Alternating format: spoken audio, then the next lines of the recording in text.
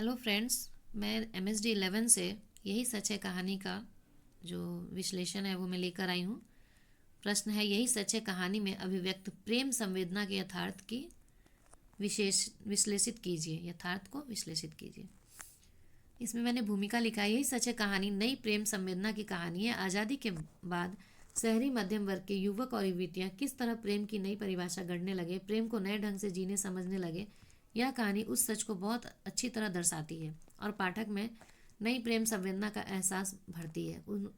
उसने कहा था, आकाशदीप जैसी कहानियों के मान मर्यादा, लोक लाज, त्याग, बलिदान, कर्तव्य निष्ठा, स्वच्छंद प्रेम भावना आदि से अलग हटकर यह प्रेम कहानी के को जीवन यथार्थ की ठोस भूमि पर प्रतिष्ठित करती है। आज़ादी के बाद प्रेम संबंधों में नए आयामों और जीवन में नई परिस्थितियों के पैदा होने से प्रेम के प्रति मनुष्य की धारणा में नया परिवर्तन उपस्थित हुआ।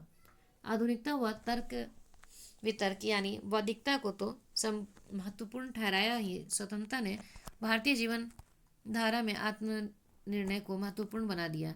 अब वह समय नहीं रहा जब कोई किसी की याद में जिंदगी भर रोया करे या उसी के लिए जीवन कुर्बान करे। भौतिकता और बढ़ती हुई सर्व स्वार्थपरता से प्रेम को तन के सुख के साथ जोड़ दिया और उसके मन स्वत्व को लगभग समाप्त ही कर दिया है।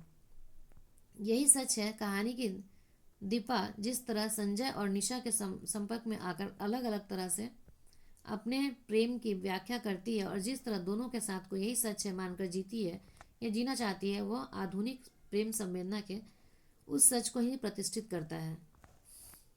यहाँ पे मैं बोल देना चाहती हूँ कि इसके पात्र हैं दीपा, संजय और निशित। जो दीपा जो है वो पहले निशित से प्यार करती है और फिर बाद में वो संजय के भी प्रति मैंने दोनों के प्रति वो सोचती है कि ये सही है या ये सही है। वो इस चीज़ को डिस्कस नहीं कर पाती, निष्कर्ष नहीं निकाल पाती है और वो दो नाव में सवार होकर चलती है। ये इसमें दिखाया गया है, जिसमें किसी के लिए कहीं भी जगह हो सकती है, धोखेबाज निशित के लिए भी और लापरवाह हितैषी संजय के लिए भी। उसका मन निशित में बसता है और तन संजय के साथ के लिए व्यग्र रहता है। वह खुद स्थिति में दुखी है। इसी तरह की असंख्य बातें दिमाग में आती है जो मैं संजय से कह सकूंगी यह सब, लेकिन कहना तो होगा ही। उसके साथ अब एक दिन भी छल नहीं कर सकती। मन से किसी और की आराधना करके तन से उसकी होने का अभिनय करती रहूं। छी। इस प्रकार दीपा का प्रेम भावनात्मक न होकर स्वार्थ केंद्रित और यथार्थ मिश्रित है। यही सच है का मंतव्य भी यही है। उपलब्ध गुण का सच, उपलब्ध व्यक्ति का सच जो है उसका सच। दीपा मानती है कि उसकी भावुकता यथार्थ में बदल गई है। वह क्यों नहीं समझता कि आज हमारी भावुकता यथार्थ में बदल गई है। सपनों की जगह हम वास्तविकता में जीते हैं।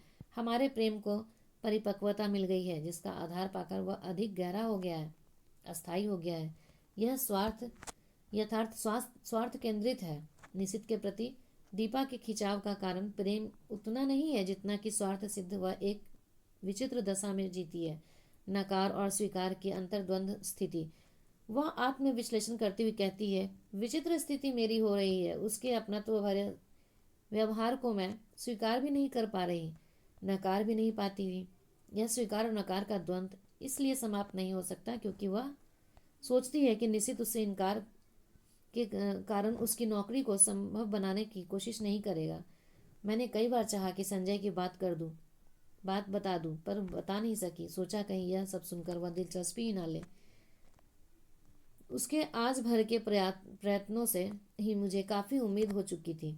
यह नौकरी मेरे लिए कितनी आवश्यक है। मिल जाए तो संजय कितना प्रसन्न होगा।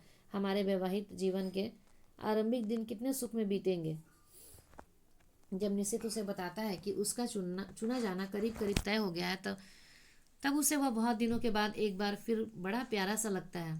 क्या वह स्वार्थ पूर्ति से उपजी प्रेम भावना नहीं है? दरअसल दीपा का प्रेम भावनात्मक ना होकर अवसरवादी है, क्षणजीवी है। वह भोक्तावादी जीवन दृष्टि का नतीजा है। दीपा निशित के प्रति उतने समय तक ही आकृष्ट रहती है जितना वह उसके पास रहती है। कानपुर पहुंचकर संजय के साथ चुंबित प्रतिचुंबित की दशा पर वह आत्मविभोर हो जाती है और वापस संजय की ओर आकृष्ट हो जाती है। यही सच है कहानी के बाद लिखी गई ऐसी प्रेम कहानी है जिसकी प्रेम संवेदना स्वाधीनता प्राप्ति के बाद की स्त्री के स्वाधीन विवेक का परिणाम है। वह स्वतंत्र भारत में स्वतंत्रता के एहसास से बड़ी दीपा नाम की युवती की अंतर्द्वंदपूर्ण कथा आत्मकथा है जो स्वाधीन वातावरण में आत्मनिर्णय की स्वाधीनता अर्जित कर पाती है। यह स्वाधीनता भी उसके अकेलेपन में और अधिक प्रभावी हो जाता है। दीपा के सामने प्रेम के संदर्भ में जो भी द्वंद्व है वह मनोवैज्ञानिक यथार्थ है, किंतु वह द्वंद्व किसी मूल्य निष्ठा से नहीं उपजा है। आज़ादी के बाद मूल्य केवल टूटे बिखरे ही नहीं, समाप्त भी हुए। एक को झूठ और झूठ को सच, द्वंद्व को जीती है दीपा और जीत जाती है उसकी व्यवहारिक बुद्धि। डॉक्टर विश्वनाथ त्रिपाठी ने बहुत सही लिखा है, यही सच है का मतलब यह है कि झूठ और सच का निर्णय किसी नैतिक या सौंदर्य बोधीय आधार पर नहीं हुआ, एक आवेश पर हुआ, और आवेश प्रायः क्षणिक ही होता है, व्यक्ति को निर्णय में झोंक देता है। सच नेपथ्य में पड़ा रहता है और झूठ सच के रूप में प्रतिष्ठित हो जाता है।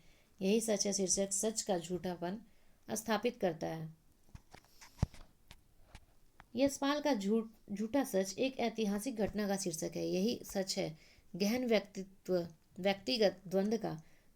जो हो जाए उसी को सच मानना पड़ता है, शायद मानना भी चाहिए, क्योंकि व्यवहार बुद्धि यही है। तो यही सच है का प्रेम व्यवहार बुद्धि को प्रश्रय देता है और उस प्रेम संवेदना को नकारता है जो यह मानकर चलती है कि अति सुधो स्नेह को मारा गया जहाँ नैकु सयानप बाक नहीं। यह प्रेम रीति स्वच्छंद धाड़ा के कवियों के भीतर था, छायावाद उसमें आगे आया और प्रेम के कल्पना लोक में खो गया। आज़ादी के बाद यह प्रेम धरती पर आया और स्वार्थ लिप्त होकर अपनी अकेली दुनिया में सिमट गया। यह लोक से न्यारा तो नहीं है, लेकिन लोक के बीच रहकर भी लोक से एकदम बेखबर है, अपने में डूबा हुआ, अपनी स्वार्थ सिद्धि का जश्न मनाते हुए। इसमें मन का द्वंद्व तो है, पर तन का सुख सर्वोपरि है।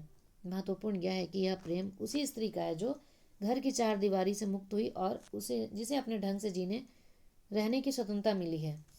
इस प्रेम में पुरुष को नहीं, स्त्री को अहमियत हासिल हुई है। कम से कम वह स्वीकार अस्वीकार का हक तो पा गई है। निष्कर्ष, निश्चय ही मन्नू भंडारी ने दीपा के माध्यम से इस कहानी में आधुनिक बोध से उभरती हुई नारी के नए व्यक्तित्व, आर्थिक विभ्रता में स्वच्छंद जीवन, अहम भाव, नए अस्तित्व की खोज का आकलन किया है। तो आपके अच्छे एग्ज़ाम की कामना के साथ मैं स्मिता गुप्ता आपसे कहना चाहती हूँ कि इस तरह से नोट्स वगैरह मैंने बना के डाले हैं, आप देखना चाहते हैं तो देख सकते हैं, आपको एग्ज़ाम में सहूलियत होगा। मैंने कुछ पॉइंट्स वगैरह भी डाले हैं इकट्ठे करके कई एक कहानी का, तो आप उसको भी देख सकते हैं। और MSD 5 के मैंने बहुत सारे क्वेश्चन आंसर डाल दिए हैं, वो भी देख सकते हैं। धन्यवाद।